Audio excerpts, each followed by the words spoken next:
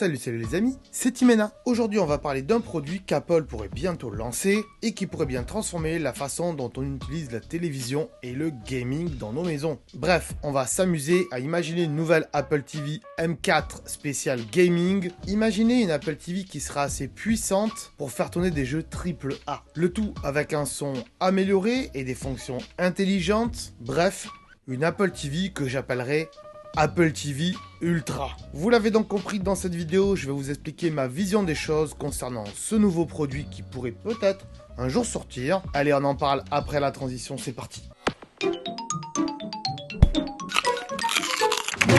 Avant de commencer, sachez que j'ai déjà fait une vidéo similaire où on faisait des suppositions sur de futurs produits d'Apple, notamment un cadre photo, mélange d'écran et de HomePod. Et si vous voulez savoir de quoi je parle, je vous mets cette vidéo en suggestion à la fin de celle-ci, et aussi lien en description. Mais revenons à nos moutons et parlons donc de cette Apple TV que j'appellerai Ultra, quasiment tout le long de cette vidéo. On sait déjà qu'Apple a discuté avec des équipes de chez Xbox, mais on ne sait pas dans quel but. On peut donc imaginer que ce soit pour des portages de jeux, des portages qui existent donc sur Xbox pour les porter sur des puces Apple, mais on peut très bien imaginer aussi qu'ils puissent parler de services de cloud gaming, puisque c'est ce que Xbox fait le mieux aujourd'hui avec le Game Pass. Il faut aussi se rappeler que par le passé, Apple avait déjà sorti une console de jeu, mais c'était pas à l'époque où il y avait Steve Jobs. Et du coup, ça a floppé totalement. Mais cette console de jeu, elle permettait non seulement de jouer à des jeux, mais aussi de naviguer sur Internet, puisque l'architecture de base, c'était celle d'un Mac. Apple s'était donc essayé dans le gaming, mais ça avait pas marché. Et du coup, derrière, ils ont abandonné. Pour rappel aussi, Apple, c'est quand même plusieurs plateformes, Mac, iPad, iPhone.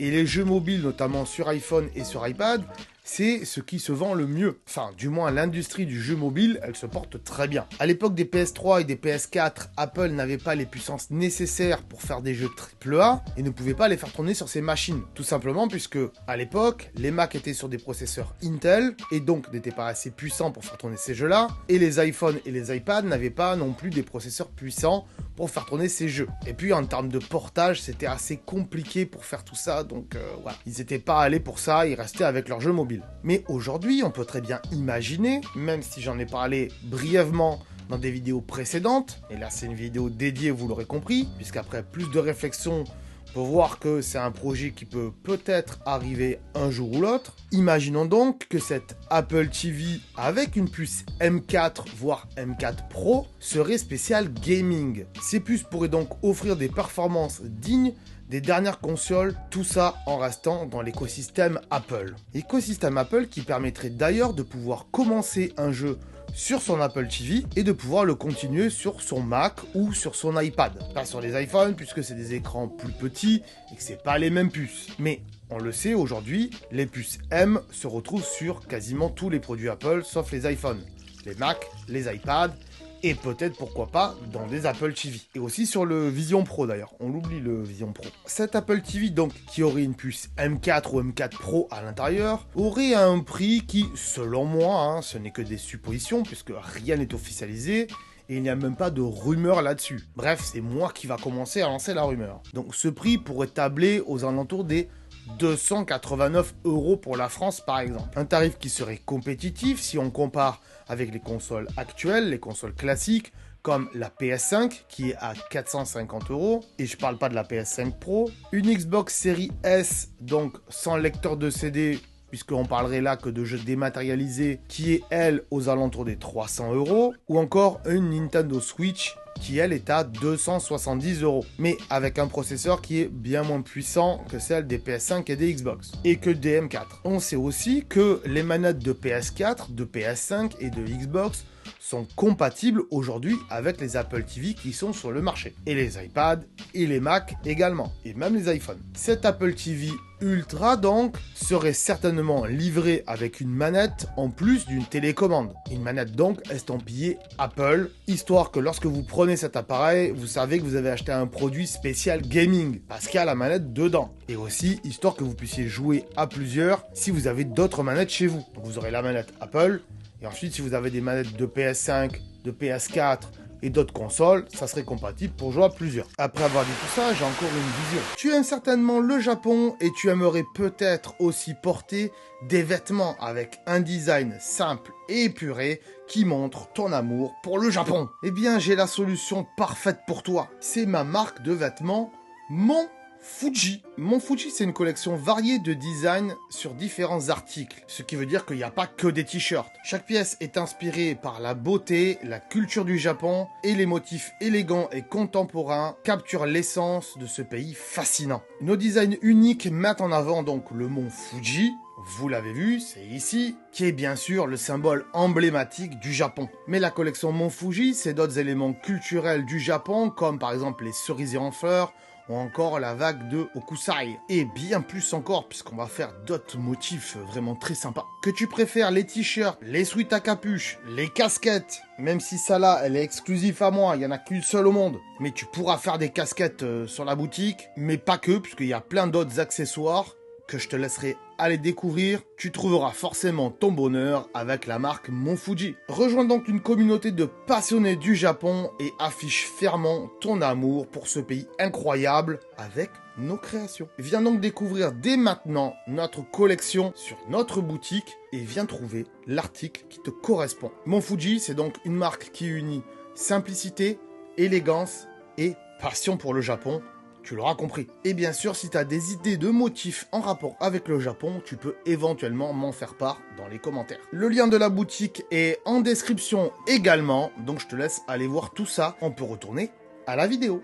Après avoir dit tout ça, j'ai encore une vision. C'est que Apple sortirait donc deux modèles d'Apple TV. Un modèle classique, moins cher, qui serait aux alentours des 180 €, avec une puce moins puissante, avec juste une télécommande dedans, pas de manette. Elle permettrait aussi de jouer à ces jeux-là, mais il faudrait rajouter une manette et peut-être que les jeux seraient moins performants. Et à côté, donc, une Apple TV dite Ultra avec la manette et la puissance qui va avec. Et surtout, cette Apple TV Ultra, elle ne serait plus uniquement là pour regarder des films ou des séries. Et elle pourrait aussi transformer votre salon en véritable espace de gaming. Ça, je pense que vous l'avez compris. On parle donc ici de jeux AAA, des titres qui existent déjà, avec des graphismes soignés et une fluidité impeccable, comme par exemple Assassin's Creed Shadow qui devrait sortir en février 2025, oui parce qu'il a été repoussé, Cyberpunk 2077 a été annoncé, tous les Resident Evil Remake, le 2, le 3, le 4, le 7 et le 8, tout cela il fonctionne déjà avec des puces M de chez Apple. Et je ne vais pas vous détailler tous les jeux qui sont compatibles avec les puces M de chez Apple, mais comprenez que Apple s'y met vraiment, j'ai l'impression. Faut pas oublier aussi que cette puce M4 Pro, elle fait du ray tracing. Apple nous l'a annoncé. Ce qui fait que là, on est quand même pas mal avec les concurrents comme Xbox et PlayStation 5. Du coup, dans cette Apple TV Special Gaming, cette Apple TV Ultra, Apple pourrait aussi disposer de nouvelles applications, comme une application spéciale gaming, dédié aux jeux AAA pour y acheter et y retrouver tous vos jeux à l'intérieur. Mais on peut aller plus loin que ça, puisque vous avez oublié une chose, je pense. C'est l'écosystème Apple. Et grâce à cet écosystème Apple, on peut très bien imaginer, et c'est pas même qu'on peut imaginer, puisqu'on peut déjà le faire, y connecter des HomePod mini ou des gros HomePod tout court. Alors 2, ça serait bien, mais Apple pourrait dire, on les fait marcher par 4 pour faire du son surround, pourquoi pas, du home cinéma, afin d'avoir une immersion totale dans le jeu. Et c'est là où ça serait fort, puisque en plus de cette Apple TV, si vous voulez du meilleur son, derrière vous continuez à acheter des produits Apple. Et ça c'est bien pour le business d'Apple, non? Apple pourrait donc proposer une intégration poussée entre les HomePod mini et cette Apple TV Ultra. Tout cela sans acheter derrière un système audio complexe avec lequel il faut brancher des fils à droite à gauche. Là, tout se ferait en Wi-Fi et ça serait vraiment cool. De plus, on peut y rajouter quelque chose à l'écosystème Apple, c'est que si vous disposez de AirPods, ça sera encore plus sympa et plus rapide pour pouvoir connecter ces écouteurs. Et grâce à ça, on pourra donc discuter en ligne lors de sessions multijoueurs. Et ça serait bien plus pratique. Dans l'écosystème Apple, il ne faut pas oublier Siri également. Et oui, bien sûr, Siri sera là pour vous faciliter la vie avec de nouvelles fonctionnalités qui vont donc implémenter dans leur Apple Intelligence, leur intelligence artificielle donc. Avec cette Apple TV Ultra, Siri pourrait être votre assistant gaming, lancer des jeux vidéo, rien qu'avec une simple commande vocale, régler également le volume, rechercher du contenu à l'intérieur de votre Apple TV, contrôler également votre maison connectée si vous avez une maison qui est connectée, on va dire, parce que ça s'achète pas comme ça une maison connectée, hein. C'est à vous la faire la maison connectée. Et tout ça, ce sont des atouts qui nous amènent au point suivant, à savoir la concurrence avec Android TV. Ce qui est donc intéressant pour Apple avec cette Apple TV Ultra, c'est qu'elle pourrait convaincre les utilisateurs qui ont déjà une TV connectée sous Android TV ou sur Google TV, hein, c'est la même chose, c'est juste le nom qui a changé. Ces utilisateurs qui hésitent à investir dans l'écosystème Apple, il est vrai que beaucoup de gens